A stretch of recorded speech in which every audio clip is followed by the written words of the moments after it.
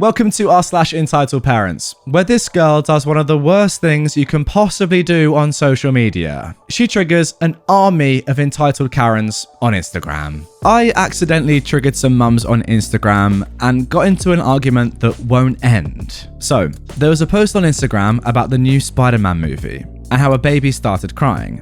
And I commented that I don't get why people feel entitled enough to bring their baby to the cinema, who's not going to remember a thing, and it just ruins people's experiences that they paid for. Because newsflash, it's loud, it's noisy, of course a baby's going to start crying. I don't know why, but people just kind of picked my comment to complain about. Don't judge people's situations. I don't, but I want to watch the movie in peace. Well, some don't have a sitter. Okay, and? Then wait until it's available on demand, I guess? You gotta expect babies in public places. Yeah, but this public place cost people a load of money. They waited 2 years for this movie, not for your baby to start crying. You're entitled if you get people kicked out for it. I never did. That was the post. Like, it just takes a bit of decency. I get how hard it can be to be a parent and doing free time stuff, but that doesn't give you a free pass for everything. Also, I don't know how it is for you guys, but cinemas over here are expensive as anything. And I'm one of those people who doesn't have much money for freedoms, so it's like a little luxury. I don't go smoking on playgrounds either. Everything has its place. I'm too tired to argue and it's wasted energy, but kudos it didn't go dirty. I've got to say guys, I completely agree with everything that OP has just said. Look, unless you have no other option, to be honest, even if you have no other option, then just don't go to the cinema. Do something else that you can do with your baby that paying customers, and yes, it does cost a lot of money to go to the cinema, and it is a luxury by the way, OP, you're right, don't have to deal with. Come on, it's just like, don't be so selfish. Think about other people. Yeah, sure, you might go out and have a nice time with your baby watching the film, but the theatre's full of other people who do not want to be interrupted by this annoying little child that shouldn't be there. Let's be honest. Especially with films like Spider-Man, where people are so excited for it before it coming out, as OP said, waiting 2 years, getting really up for it, and then bang, ruined by an annoying little baby that doesn't have to be there. And look, don't get me wrong, I'm not saying that it's easy to get childcare or it's easy to go and give your baby to someone else to look after for the night, but don't then go to the cinema with your kid. If you have to keep your kid, that's what I'm saying. Like, fair enough, if you have to look after your child yourself, that's absolutely fine, I get that, but don't go to the cinema. Go and do something else. Or, as OP says, just wait for it to come out on demand. You probably have a great TV.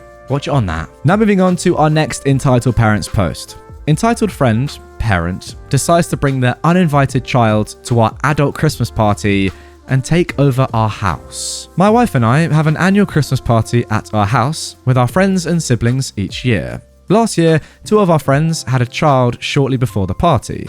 The child wasn't invited last year either, but we weren't bothered, given it was more like bringing an uninvited potato than a person, given it was an infant at the time. But this year, the child is walking and whatnot, and they told us they were going to get a sitter, so there seemed no reason to mention that it would not be appropriate to bring the child to our party. As the title indicates, without asking or even telling us the child was coming, they showed up with their kid, and we had in no way set up our house to be childproof. As a result, we had to close a bunch of doors that were intended to be left open to allow guests to spread out into our basement and living room.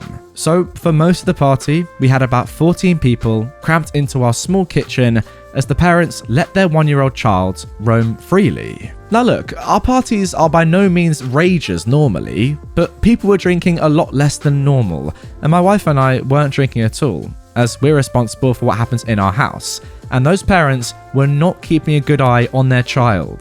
The one thing the mum decided to do was tape a bunch of our drawers shut, without asking to do so, and with our tape, which meant that she went through our drawers without asking, as obviously the kid was going around opening everything and pulling stuff out. As the unattended child continued around, he kept messing with our dog, including taking food out of her bowl and pulling on her fur, and the parents still didn't do anything. Being between the dog and the child became part of my duties as host.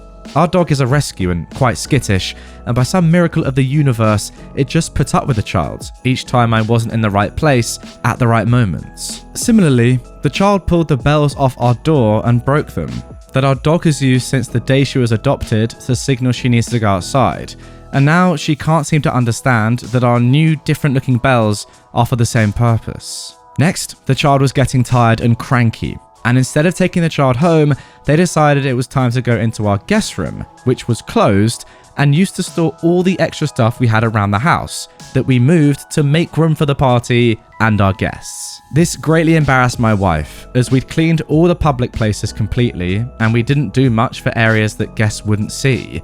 Uninvited and without asking, they set up a playpen for their child, which they built and then left the trash for in our house before returning to the party themselves. They didn't leave until 10, basically killing around half the party for us, and much of the party for our other guests who didn't stay that late. I am by no means mad at the child.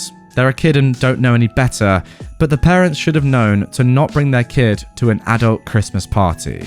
Now, this story is extremely interesting, and look, I'll be honest, maybe some of you are thinking this, maybe some of you aren't, but my immediate reaction to this is that OP, you could have literally stopped this at source. Like, if you wanted to, you could have just genuinely kicked them out of your house. Yeah, it's, quite an annoying thing to have to do, but when there are 14 people who are all cramped into a small kitchen, as you've said, just because of one family that's ruining it for everyone else, and you're saying that people can't enjoy themselves or can't have a good time just because of this kid, and again, I don't blame the kid, as I never do, then I think it's actually your responsibility as a host, for the benefit of the other people, the guests, and also yourself, to just kick these people out. Right, they kind of broke the rules. They knew it was adult only. They still brought their kid. That's bad enough. Then the fact that they've just taken over your entire house is mental. Get rid of them and the problem instantly goes. That's my opinion. Because look, you're ruining the day for however many other people. At least 8. Come on.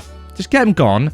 And you can all have a great time. Yeah, and to be honest, guys, I'm just looking at the comments because I felt a bit harsh saying that. Because look, there's no doubt that these two people are extremely entitled. But yeah, a comment here says, honestly, telling the parents they need to either take control of their child themselves or GTFO was your real duty as a host there. I could not agree more. Sorry, you should have done it. And now moving on to our third entitled parent story of this episode.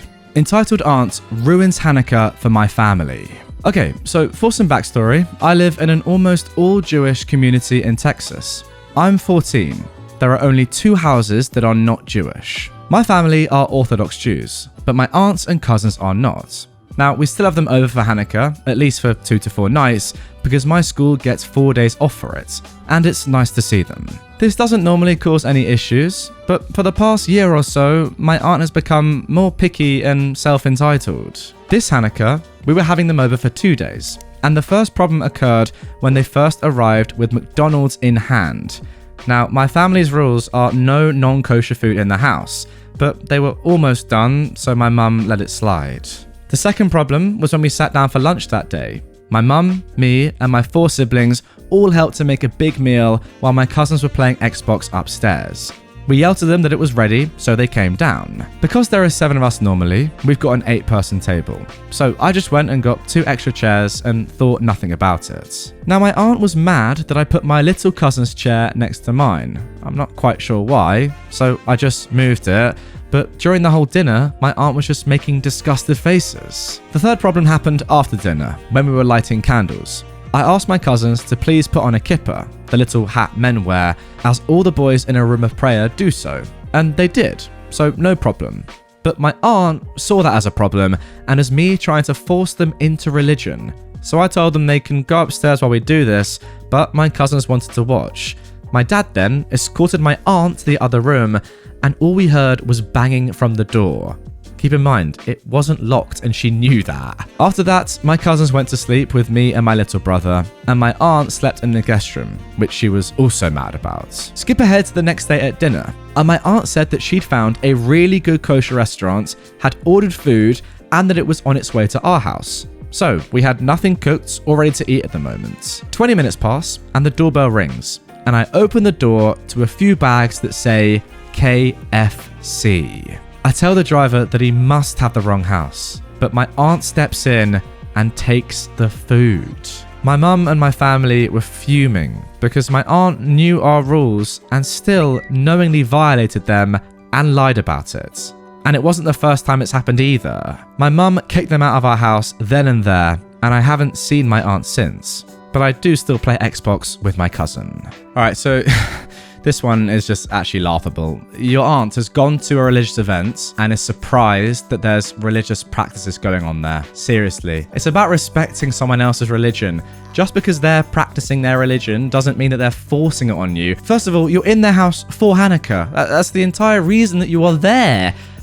It's so weird to me that you'd even go to that extent of thinking that they're trying to force their religion onto your kids. So odd. Your kids, by the way, who were very interested in everything going on. Like, it's great that they were being taught about and, were being exposed to a religion that they don't follow. That's, great cultural education. But no, you just had to take the piss. Sorry to say that, but you did. KFC, McDonald's, when you know that they're not kosher, like, come on, that is actually so disrespectful. You're in their house and you're doing stuff like that. You're a terrible person, sorry. To be honest, again, kind of like the previous story, I'm inclined to say that as soon as this mum turns up to your house with McDonald's in hand, knowingly breaking one of the most important rules, at that point there, do you not think a little bit, let's just sack her off right now, get them gone?